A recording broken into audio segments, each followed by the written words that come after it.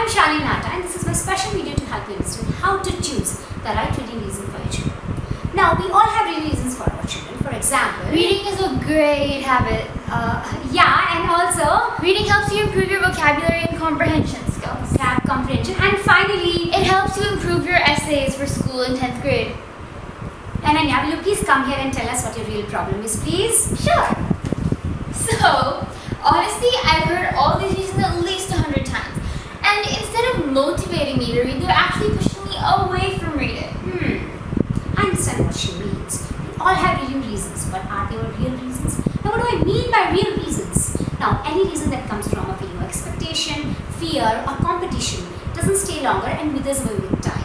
However, when we have a reason that comes from the right perspective and experience, such a reason has the power to anchor us during repeated failures. Okay, so if a parent wanted their child to read purely out of expectation, then When a parent is coming purely out of expectation, the parent wants result too soon and is unable to appreciate the failures that come as a part of the journey and feels demotivated and loses out too soon. And what if the parent wants the child to read because they think it'll improve their outlook on life? Yeah, that reason is a very, very insightful reason, and such a parent will be always motivated to figure out new ways and new strategies to make sure that reading comes as a habit to the child and would be continuously persistent about it. Okay, and so if the parent wants the child to read because they think it's very helpful for academics?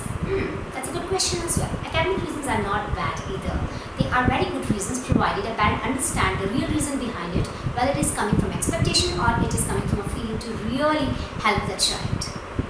Okay, yeah, I think I get it now. So next time when you are working on a reading strategy with your child, please ask yourself which real reason are you sitting on. Thank you for watching. I hope you found it enjoying and helpful. Please share your thoughts and comments in the section below. Thank you. Thank you.